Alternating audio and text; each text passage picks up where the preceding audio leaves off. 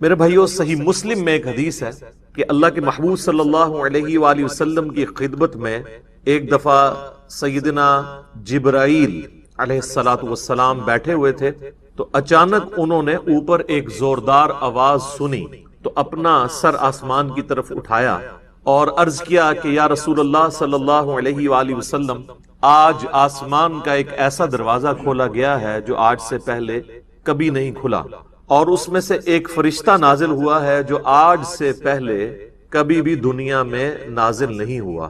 پھر اس فرشتے نے اللہ کے محبوب صلی اللہ علیہ وآلہ وسلم کی خدمت میں سلام عرض کیا، اور سلام عرض کرنے کے بعد اس نے کہا کہ اے اللہ کے محبوب صلی اللہ علیہ وآلہ وسلم، میں آپ کو اللہ تعالیٰ کی طرف سے 2 نوروں کی بشارت دیتا ہوں جو آپ سے پہلے کسی پیغمبر کو عطا نہیں۔ نمبر 1 فاتحۃ الکتاب یعنی سورۃ الفاتحہ، اور نمبر 2 خواتیم سورۃ البقرہ، سورۃ البقرہ کی آخری آیات۔ اب یہاں پہ عربی کا جو ورڈ استعمال ہوا ہے وہ خواتیم ہے، اور عربی میں جمع کم از کم 3 سے شروع ہوتی۔ عربی میں واحد ہے، اس کے بعد تثنیہ ہے، اور پھر جمع، جیسا کہ مشرق یہ سنگولر کا صیغہ ہے، اور مشرقین 2 مشرقیں، اور مشارق 3 یا 3 سے زیادہ مشرقیں۔ تو یہ خواتیم کا لفظ استعمال ہوا ہے، یعنی ایٹ لیسٹ 3 آیات۔ تو یہ واحد حدیث ہے جس میں سورۃ البقرہ کی آخری 3 آیات کا ذکر آیا ہے، جو آج ہم نے کور کرنی ہے، للہ ما فی السماوات وما فی الارض سے لے کر آنورڈ اینڈ تک۔ ایک اور حدیث ہے، صحیح بخاری اور صحیح مسلم دونوں میں حدیث موجود ہے، اور یہ اسپیسیفکلی ہمارے صبح و شام کے اذکار میں بھی شامل ہے، جو بلو کارڈ کے اوپر ہم نے ریفرنس دیا ہوا ہے کہ اللہ کے محبوب صلی اللہ علیہ وآلہ وسلم نے فرمایا کہ جو شخص بھی رات کے وقت سورۃ البقرہ کی آخری 2 آیات پڑھ لے گا تو اسے ہر چیز سے کفایت کر جائیں گی، ہر چیز سے کفایت کر جائیں گی، یعنی کسی قسم کا اور وظیفہ جو کسی بھی وہ کام کے لیے کرتا ہے، شیاطین کو بھگانے کے لیے، جنات کو بھگانے کے لیے، مصیبت اور پریشانی کو دور کرنے کے لیے، تکلیف کے ازالے کے لیے، ہر چیز سے یہ کفایت کرے گا۔ یہ ایک وظیفہ سورۃ البقرہ کی آخری 2 آیات۔ اور جو میں نے اس سے پہلے حدیث بیان کی تھی صحیح مسلم کی، جس میں ایک فرشتے نے آ کے آپ صلی اللہ علیہ وآلہ وسلم کو 2 نوروں کی بشارت دی، سورۃ الفاتحہ اور سورۃ البقرہ کی آخری 3 آیات۔ اس میں آگے الفاظ یہ بھی ہیں کہ جو شخص بھی سورۃ الفاتحہ یا سورۃ البقرہ کی آخری 3 آیات پڑھے گا تو اللہ تعالیٰ سے جو کچھ مانگ رہا ہے وہ اس کو اللہ تعالیٰ عطا فرماتا۔ تو وہ تو بڑی بہترین دعائیں ہیں، چاہے سورۃ الفاتحہ ہو یا سورۃ البقرہ کی آخری 3 آیات، وہ دعائیں بھی ہیں، تجدید ایمان بھی ہے، ہر حوالے سے اہم ترین آیات ہیں۔ ایک اور حدیث ہے جامعہ ترمذی میں اور المستدرک للحاکم میں صحیح سند کے ساتھ کہ نبی صلی اللہ علیہ وآلہ وسلم نے فرمایا، اللہ تعالیٰ نے مخلوقات کی پیدائش سے بھی 2000 سال پہلے اپنے پاس ایک کتاب لکھی تھی۔ لوح محفوظ آپ کو پتہ ہے سب سے پہلے پیدا ہوا ہے۔ جامعہ ترمذی میں حدیث ہے کہ اللہ تعالیٰ نے سب سے پہلے قلم کو پیدا کیا اور پھر فرمایا لکھ جو کچھ ہو چکا اور جو کچھ ہونے والا ہے، یعنی اس کے بعد لوح محفوظ پیدا ہوا، اور جو کچھ ہو چکا یعنی قلم کی اپنی پیدائش، اور قیامت تک ہونے والی جو تقدیر سے ریلیٹڈ چیزیں تھیں، ایک ایک ٹائنیز ڈیٹیل اللہ تعالیٰ نے لوح محفوظ میں وہ قلم سے لکھوا دی۔ تو وہ جو اللہ تعالیٰ کے پاس ہارڈ ڈسک ہے بڑی، جس میں ہر چیز اللہ تعالیٰ نے ریکارڈ کی ہے مخلوقات کی پیدائش سے 2000 سال پہلے، اس میں اللہ تبارک و تعالیٰ نے جو آیات درج فرمائی تھی ان میں سے آخری 2 آیات سورۃ البقرہ کی نازل فرما کر سورۃ البقرہ کو مکمل، یہ کوئی عام آیات نہیں۔ ایک اور حدیث ہے سنن نسائی الکبریٰ کے اندر، فضائل قرآن والا جو چیپٹر ہے، امام نسائی کی 2 کتابیں ہیں، بیسیکلی تو ان کی کتاب ایک ہی ہے سنن نسائی الکبریٰ، جس کی تلخیص کر کے سنن نسائی الصغریٰ لکھی گئی، جو ہم سنن نسائی جسے کہتے ہیں۔ ان کے شاگرد تھے امام ابن السنی، انہوں نے اس کو کم کیا تھا۔ وہ جو اوریجنل کتاب ہے اس میں آلموسٹ 12,000 احادیث، اس میں کئی ایک چیپٹرز الگ سے بھی اردو زبان میں پرنٹ ہو چکے ہیں۔ وفات النبی ایک چیپٹر ہے، خصائص علی اسی کا چیپٹر ہے، فضائل قرآن اس کا چیپٹر ہے، عمل الیوم واللیلہ صبح شام کے اذکار اس کا چیپٹر ہے، سنن نسائی الکبریٰ۔ اس میں جو فضائل قرآن چیپٹر ہے اس میں یہ حدیث موجود ہے کہ اللہ کے محبوب صلی اللہ علیہ وآلہ وسلم فرماتے ہیں کہ اللہ تعالیٰ نے مجھے اپنے عرش کے نیچے جو خاص خزانہ ہے اس میں سے سورۃ البقرہ کی آخری 2 آیات عطا فرمائی جو مجھ سے پہلے کسی پیغمبر کو نہیں دی. اور یہ جو آخری الفاظ ہیں نا کہ مجھ سے پہلے کسی پیغمبر کو نہیں دی گئی، یہ صحیح مسلم میں بھی الفاظ موجود ہیں جو میں نے پہلی حدیث بیان کی. ان آیات کی فضیلت کے لیے یہ چیز بھی بڑی اہم ہے کہ یہ آیات اس دنیا میں نازل نہیں ہوئی اللہ کے محبوب صلی اللہ علیہ وآلہ وسلم، بلکہ شب معراج نازل ہوئی آسمانوں. صحیح مسلم کے اندر موقوفاً ابن مسعود رضی اللہ تعالیٰ عنہ کی حدیث ہے، یعنی ان کا قول کہ شب معراج اللہ تعالیٰ نے اپنے محبوب صلی اللہ علیہ وآلہ وسلم کو 3 انعامات دی. نمبر 1 5 نمازیں، نمبر 2 سورۃ البقرہ کی آخری 2 آیات، اور نمبر 3 جو کوئی بھی آپ صلی اللہ علیہ وآلہ وسلم کا امتی شرک نہیں کرتا ہوگا، at the end of the day اللہ تعالیٰ اس کو معاف فرما دے، چاہے وہ اپنا عذاب بھگت کے، لیکن الٹیمیٹلی جو بخاری مسلم میں حدیث ہے کہ آخری دفعہ اللہ تعالیٰ مجھے اس چیز کی بھی اجازت دے گا کہ میں دوزخ میں سے اس شخص کو بھی نکال دوں جس کے دل میں رائی کے دانے کے برابر بھی ایمان ہے. یعنی جس نے، ایک اور حدیث میں بخاری مسلم کے الفاظ ہیں، جس کے پلے سوائے اس کے کوئی نیکی نہیں ہوگی کہ صرف اس نے ایک دفعہ کلمہ پڑھا ہوگا. لیکن یہ بالکل اینڈ پہ ہے، یعنی یہ نہیں ہے کہ یہ کلمہ پڑھنے سے ہی جنت مل جانی ہے. واللہ عالم، وہ 1000 سال لگیں، لاکھ سال لگیں، کروڑ سال لگیں، وہ اللہ کو پتہ ہے. اللہم اجرنا من النار، آمین. یہاں تو لوگ بڑی آسانی کے ساتھ کہہ دیتے ہیں نا جی خیر ہے دیکھی جائے گی، کوئی مسئلہ نہیں ہے. اور انہی سے کہا جائے نا کہ آپ 10 سیکنڈ کے لیے موم بتی کے فلیم کے اوپر اپنا ہاتھ رکھیں تو نہیں رکھ سکتے. اور جہنم کے بارے میں کہتے ہیں دیکھی جائے گی، ایک پھیرا ہی لگے گا. تو بس یہ دیوانگی کی سوچ ہے، اس کا حقیقت کے ساتھ کوئی تعلق نہیں. تو یہ میرے بھائیوں میں نے چند احادیث بیان کر دی سورۃ البقرہ کی آخری 3 آیات کی، اور اس میں سے بھی اسپیسیفکلی آخری 2 آیات آمن الرسول بما انزل الیہ من ربہ سے آنورڈ. ان آیات کو پڑھنے کی روٹین بنائیں، اور چونکہ بخاری مسلم میں الفاظ ہیں کہ جو رات کے وقت میں پڑھ لے گا اسے ہر چیز سے کفایت کریں گی. تو رات کی ڈیفینیشن شریعت کے اندر مغرب کے بعد رات شروع ہو جاتی ہے، غروب آفتاب کے ساتھ. اسی لیے سورۃ البقرہ میں آیا نا کہ روزے کو رات ہونے تک مکمل کرو. تو رات شریعت میں غروب آفتاب کے بعد سٹارٹ ہو جائے، کیونکہ چاند بھی آپ دیکھیں اگلے مہینے کا سٹارٹ جو ہے وہ رات کے وقت چاند نظر آ جاتا ہے مغرب کے فوراً بعد ہی. پہلی کا چاند تھوڑی دیر کے لیے نظر آتا ہے مغرب کے فوراً بعد.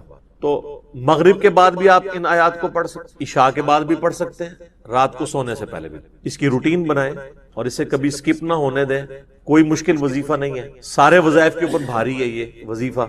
اور کچھ عرصہ آپ اپنی روٹین بنائیں گے تو آپ کو یہ خود بخود زبانی یاد ہو جائے گی، آپ کو کوئی اس کے لیے محنت نہیں کرنی پڑے گی. آخری 3 آیات کا وظیفہ بنا لیں، للہ ما فی السماوات و ما فی الارض. ویسے عموماً پبلک کے اندر تو جتنی بھی احادیث مشہور ہیں وہ آخری 2 آیات سے ریلیٹڈ ہیں، لیکن آج جو میں نے آپ کو صحیح مسلم کی ایک حدیث بتائی ہے نا، اس میں چونکہ خواتین کا لفظ ہے تو آخری 3 آیات. اس لیے آپ دیکھیں گے قرآن حکیم میں سورۃ البقرہ کا جو آخری رکوع ہے نا وہ انہی 3 آیات پہ مشتمل. تو اب اپنی روٹین اگر کوئی شخص آمن الرسول سے پڑھتا تھا تو وہ اس کو پیچھے لے کے آئے، للہ ما فی السماوات و ما فی الارض، یہاں سے لے کے آنورڈ اس کو پڑھنا شروع کریں. چند دن آپ پڑھیں گے تو خود بخود آپ کو یہ آیات زبانی یاد ہو جائے. کوئی بیٹھ کے پوری انٹینشن کے ساتھ یاد نہیں کرنی پڑیں گی. اس کا آسان طریقہ یہ ہے کہ نماز مغرب یا نماز عشاء کے بعد مسجد سے نکلنے سے پہلے یا گھر میں سنتیں ادا کر رہے ہیں تو مصلی کو اٹھانے سے پہلے مصحف ہاتھ میں پکڑیں اور اسے ایک بار پڑھ لیں اپنی روٹین کے اندر. آج کل تو سمارٹ فون ہے، کوئی ایشو نہیں ہے، موبائل فون کھول کے بھی اس میں بھی پڑھا جا سکتا ہے. یہ وظیفہ ضرور اپنی زندگی کے اندر لے کے آئیں. اس میں آپ دیکھیں گے کہ سٹارٹ تو اللہ تعالیٰ کی تعریف کے ساتھ ہوا ہے، للہ ما فی السماوات و ما فی الارض. اس کے بعد کچھ کریٹیکل چیزیں ڈسکس ہوئی ہیں کہ اللہ تعالیٰ گرفت فرما سکتا ہے جو کچھ تم دل میں چھپاتے ہو یا ظاہر کرتے ہو، کچھ بھی اعمال ہیں وہ اللہ تعالیٰ اس پہ گرفت کر سکتا ہے. انشاءاللہ میں اس کی تفسیر بھی بعد میں بیان کروں گا. اور اس کے بعد پھر ایمانیات کا ذکر ہے جو بیسیکلی 3 مسلمانوں کے عقائد ہیں، عقیدہ توحید، عقیدہ رسالت اور عقیدہ آخرت. ان 3 عقائد کی تجدید ہے اس کے. عموماً آپ نے دیکھا ہوگا نا، لوگ کہتے ہیں رات کو مرنے سے پہلے جی آپ نے جو ہے نا وہ تجدید ایمان کر. ظاہر ہے موت ہی ہے نا نیند. صحیح بخاری میں حدیث ہے کہ آپ رات کو سوتے ہوئے کیا دعا مانگتے ہیں؟ اللہم باسمک اموت و احیا، اے اللہ میں تیرے نام کے ساتھ مرتا اور جیتا ہوں. تو وہ آپ مر رہے ہوتے ہیں. سورہ الزمر کے اندر بھی اللہ تعالیٰ نے فرمایا کہ اللہ تعالیٰ جو ہے وہ رات کو تمہارے نفس کو قبض فرما لیتا ہے. بخاری اور مسلم دونوں میں حدیث ہے کہ اللہ کا ذکر کرنے والا زندہ کی مثل ہے اور ذکر نہ کرنے والا مردہ کی مثل، یعنی وہ زندہ لاش ہے جو اللہ کا ذکر نہیں. جامع ترمذی میں حدیث ہے، ایک صحابی حاضر ہوئے، یا رسول اللہ مجھے کوئی ایسی نصیحت کریں کہ اس کے بعد مجھے کسی چیز کی ضرورت نہ رہے. نبی علیہ السلام نے کہا کہ تیری زبان ہر وقت اللہ کے ذکر سے تر ہے، بس یہ نصیحت کی. یعنی صرف نماز کی حد تک نہیں، عام حالت. اچھا، ذکر کے لیے زبان ہلانا بھی ضروری نہیں ہے، دل میں بھی ذکر ہو سکتا ہے. اللہ کو یاد کرنا بھی ذکر ہے، غور و تفکر کرنا بھی ذکر ہے. اصل چیز ہے گاڈ اورینٹڈ ہو. بخاری مسلم میں حدیث ہے، جب تم نماز پڑھ کے اسی جگہ پہ بیٹھے رہتے ہو نا جہاں پہ نماز پڑھی تھی، اسی مصلے کے، جب تک وضو نہیں ٹوٹتا نا، کچھ ذکر نہ بھی کرو، تب بھی فرشتے دعائے رحمت تمہارے لیے کرتے رہتے. حتیٰ کہ بخاری مسلم میں آیا کہ جو شخص نماز کے انتظار میں ہے نا، اللہ تعالیٰ اسے بھی نماز کے اندر ہی شمار کر لیتا. دیکھیں اللہ تعالیٰ کی رحمت ہے. یعنی یہ تو ایک نہ ختم ہونے والا سلسلہ ہے. بخاری مسلم دونوں میں حدیث ہے، میں اپنے بندے کے گمان کے قریب ہوں جیسا کہ میرے بارے میں گمان کرے.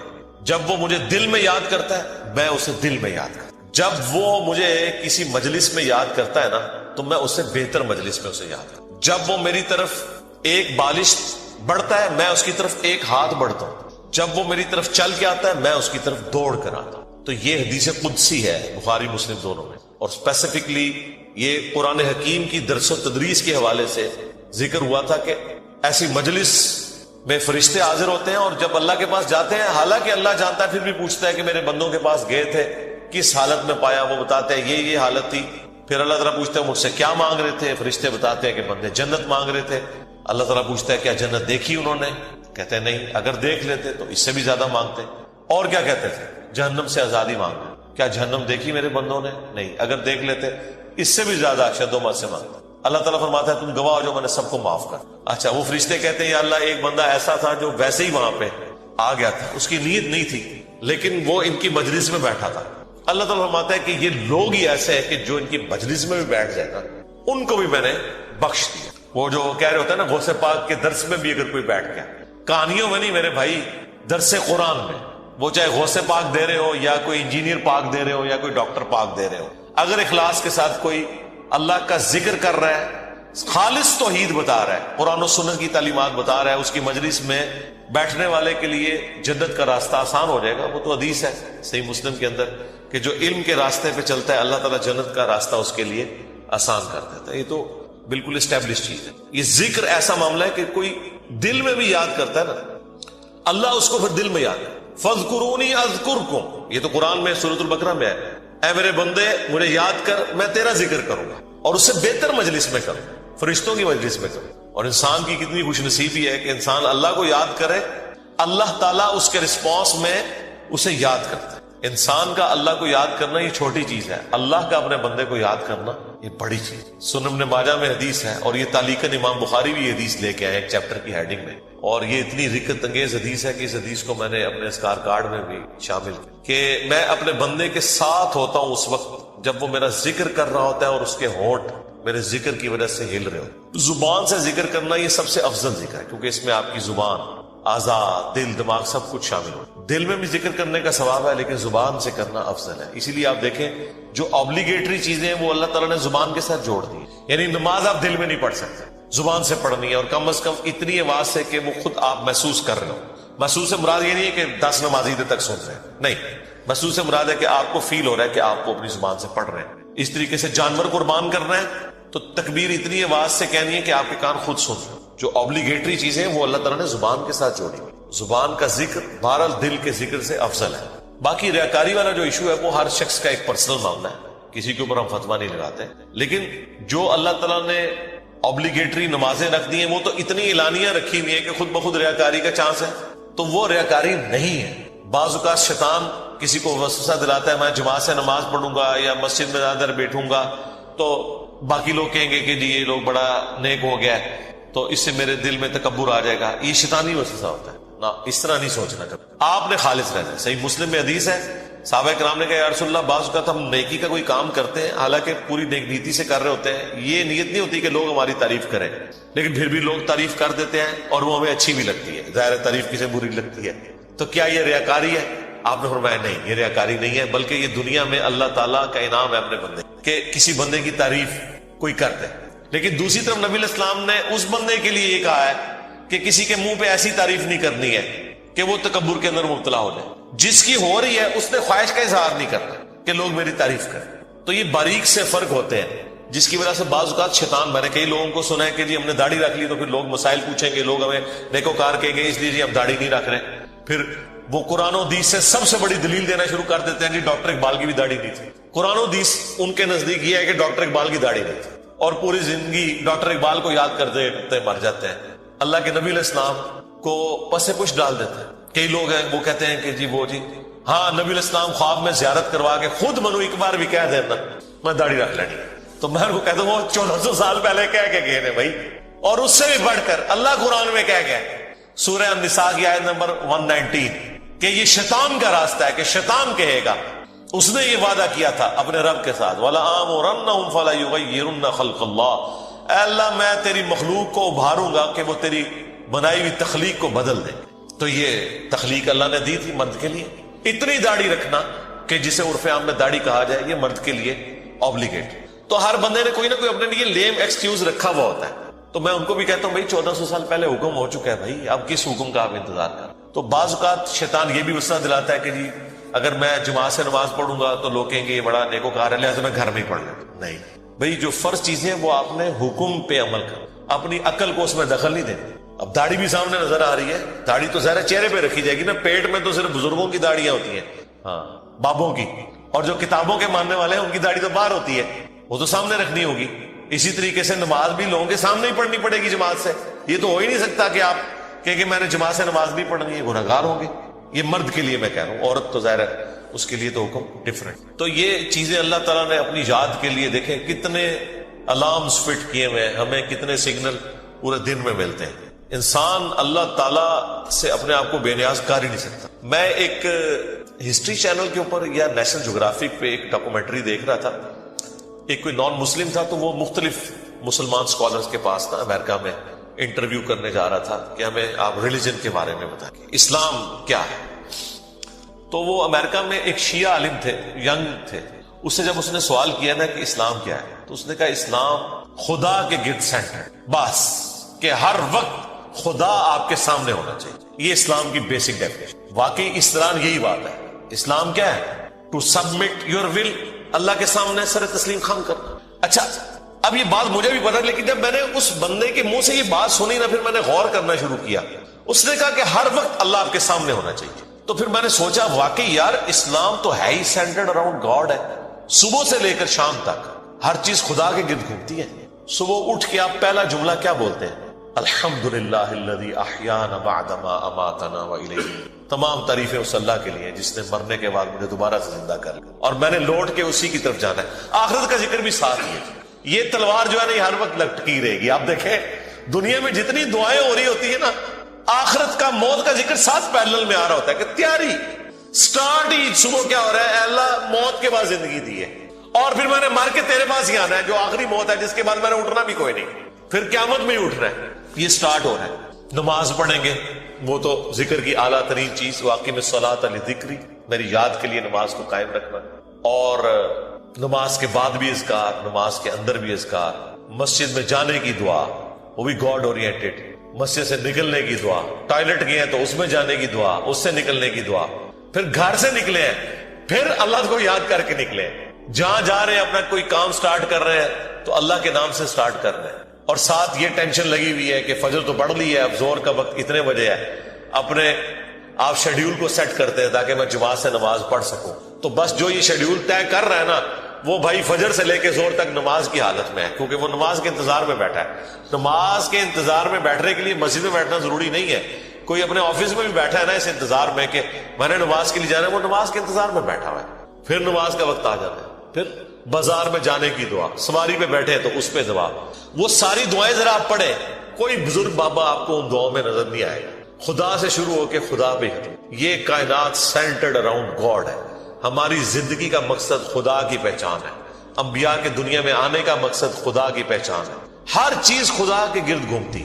یہ اصل میں اللہ کو مطلوب انسان ہے جو سینٹرڈ اراؤنڈ گاڈ. تو آپ اس کے ذرا ٹیسٹ کو فیل کریں. الذین آمنوا، جو لوگ ایمان لائے، وتطمئن قلوبہم بذکر اللہ، اور مطمئن ہوتے ہیں ان کے دل اللہ ہی کی یاد سے. الا بذکر اللہ تطمئن القلوب، آگاہ ہو جاؤ کہ دلوں کا سکون ہے ہی اللہ کی یاد میں. یہ اللہ تعالیٰ نے سکون رکھے اس کے اندر. سکون سے مراد یہ نہیں ہے کہ دنیا میں آپ کو کوئی پریشانی نہیں آئے گی. اگر یہ مطلب ہو تو انبیاء کرام نے تو سب سے زیادہ بے سکونی دیکھی. ہر آزمائش اللہ تعالیٰ نے ان کے اوپر ڈالی ہے اور وہ ثابت قدم رہے. مراد یہ کہ اگر کوئی آزمائش آئے گی تو وہ برداشت کرنا آسان ہو جائے گی. پھر دنیا حسنہ کیا ہے کہ دنیا میں اگر تکلیف بھی آئے تو صبر آ جائے گا کہ اللہ کی مرضی. انا للہ و انا الیہ راجعون. دیکھیں تکلیف میں بھی آپ کو یہ دعا سکھا دی گئی. ادھر بھی موت ہے. اے اللہ ہم تیری طرف سے آئے تھے, ہم نے بھی تیرے پاس ہی آ جانا ہے واپس. تو یہ تکلیف جو آئی ہے نا, یہ بھی تو ایک نہ ایک دن ختم ہو جانی ہے. بڑی سے بڑی تکلیف بھی اس دن تو ختم ہو جانی ہے جس دن انسان کو موت آنی ہے. بیمار تھا تو جب بندہ ہی ختم ہو گیا تو بیماری بھی ختم ہو گئی. تو دیکھیں ہر جگہ گاڈ اورینٹڈ, اللہ کی طرف متوجہ رہنا. تو اس کے لیے اللہ تعالیٰ نے آپ کو پورا جو شیڈیول دیا ہوا ہے. ابھی تو یار ان لوگوں نے ہماری نمازوں کے مزے خراب کر دیے. کاش آپ کے اوپر وہ دریچہ کھل جائے جو ایک بند دریچہ ہے, وہ سال میں ایک دفعہ کھلتا ہے قیام اللیل کی شکل میں. لیکن اگر آپ امیجن کریں کہ دنیا میں جتنی بھی مساجد ہیں ان کے اندر جہری نمازوں میں قرآن الف لام میم سے شروع ہو کے یا سورہ فاتحہ سے شروع ہو کے والناس تک پورا سال چلے, ایک ایک رکوع, ایٹ لیسٹ ایک ایک رکوع, کتنا ٹائم لگ جائے گا؟ اگر یہ نماز 7 منٹ میں ختم کرتے ہیں وہ 20 منٹ میں ہو جائے گی یا 15 منٹ میں. ایک رکوع مغرب کے اندر پہلی رکعت میں, دوسرا رکوع مغرب کی دوسری رکعت میں, پھر عشاء کی رکعت میں اس سے اگلے والا رکوع, اور اس کی دوسری رکعت میں اس سے اگلا, اور اس طریقے سے فجر میں. یہ 6 رکعتیں جو ہیں آپ کی جہر, 2 مغرب 2 عشاء اور 2 فجر, ان میں قرآن پورے سرکل میں چلتا رہے. آپ کو عربی آتی ہے نہیں آتی اس سے کوئی فرق نہیں پڑتا. آپ کا اسمارٹ فون آپ کے ہاتھ میں ہو اور ترجمے والا قرآن آپ نے اس پہ کھولا ہوا ہو. میں نے تو اس کا ثبوت بھی دے دیا بخاری سے کہ ذکوان تابعی حضرت عائشہ کا غلام تھا جو انہیں قیام اللیل رمضان میں کروایا کرتا تھا. وہ حافظ نہیں تھا تو وہ مصحف ہاتھ میں پکڑتا تھا, اما عائشہ اس کے پیچھے رمضان کا قیام کرتی. اس کا مطلب ہے سننے میں زیادہ آسانی اور مزہ آتا ہے بجائے خود پڑھنے کے. تو یہ حدیث امام بخاری نے ایک چیپٹر کی ہیڈنگ میں لی ہے اور اس کی پوری سند سنن الکبریٰ البیہقی اور مصنف ابن ابی شیبہ میں, بلکہ مصنف ابن ابی شیبہ میں تو یہاں تک ہے کہ انس بن مالک اور باقی صاحب کے بارے میں کہ انہوں نے پیچھے قرآن اٹھایا ہوتا تھا, سامنے حافظ کھڑا ہوتا تھا اور وہ سنتے بھی تھے دیکھ کے, اور اگر کہیں غلطی ہوتی تھی تو غلطی کو پکڑتے تھے. اور اٹھانے کا فائدہ یہ ہے کہ کنسنٹریشن آپ کی رہتی ہے. انہوں نے کتنا ظلم کیا ہے کہ ہم سے قرآن چھین لیا. مغرب عشاء اور فجر کی نمازیں واللہ اس لیے نہیں تھی کہ آپ نے صرف رکعتیں پوری کرنی ہے, یہ آپ کے اندر فیول ڈالنا تھا کہ جب آپ جہرن قرآن سنیں گے تو آپ کی پروگرامنگ ہوتی رہے گی. ہم کیا سنتے ہیں, وہی رٹی رٹائی آخری 10 صورتیں یا چند صورتوں کی آخری آیات, سورہ بقرہ کی آخری آیات, سورہ حشر کی آخری آیات, وہی جو مولویوں نے رٹی ہوئی ہے. یار اگر حافظ قرآن نہیں بھی آپ کا امام مسجد, کوئی مسئلہ نہیں, وہ مصحف اٹھا کے پڑھ لے, کوئی مسئلہ نہیں. قرآن دیکھ کے تو پڑھنا اس کو آتا ہے نا, قاری ہے, مصحف اٹھا کے پڑھے.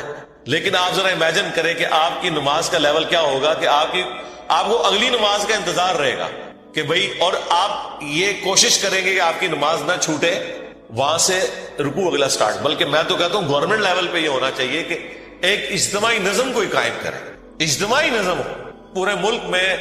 عید کی رات کو اگلا قرآن سٹارٹ ہو جائے, گورنمنٹ کی طرف سے شیڈیول ہو کہ بھئی اب یہ اگلا قرآن سٹارٹ ہو گیا, اتنے رکوع ہیں, 6 رکوع کور ہوتے ہیں نا. اگر آپ 6 جہرن رکھتے رہے تو آلموسٹ کوئی 520 کے قریب رکوع بنتے ہیں. ان کو ڈیوائیڈ کر لیں تو پورے ملک کے اندر ختم قرآن بھی ایک ہی دن ہو رہا ہو, شمسی اعتبار سے رکھ لیں, تاکہ کوئی شخص دوسرے شہر میں بھی چلا گیا ہے اسے یہ یقین ہو کہ ہاں جی میں فلاں مسجد میں جاؤں گا تو شیڈیول ایک ہی چل رہا ہے. یہ ہم نے دنیاوی کئی معاملات میں اپنے آپ کو مینج کیا ہوا ہے اس طریقے سے. دیکھ لیں KFC آپ امریکہ سے کھائیں, آپ سعودیہ سے کھائیں, آپ جیلوں میں بیٹھ کے کھائیں, آپ کی آنکھوں میں پٹی بندی ہوئی ہو, آپ کھا کے بتا دیں گے کہ آپ KFC کا چکن کھا رہے ہیں.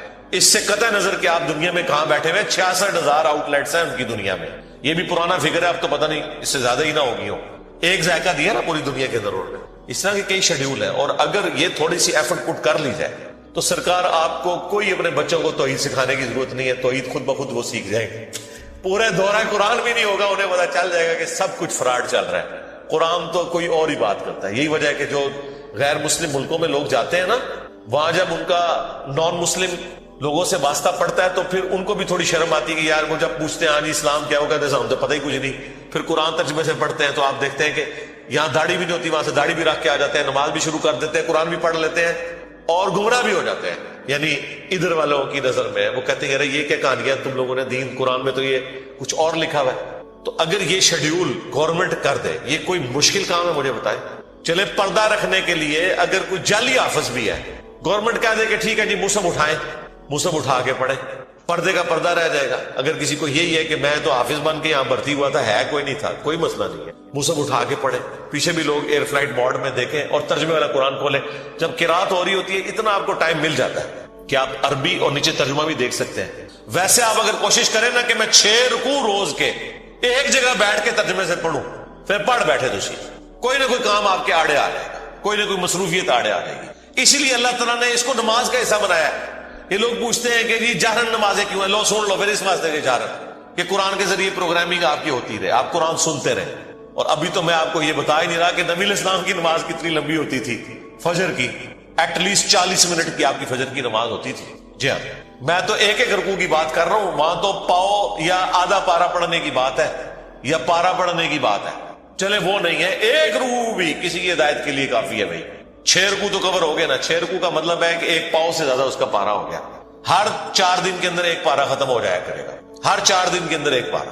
تو اس کا مطلب ہے کہ یہ ایک مہینے کے اندر آلموسٹ کتنے پارے ہو جائیں گے جی؟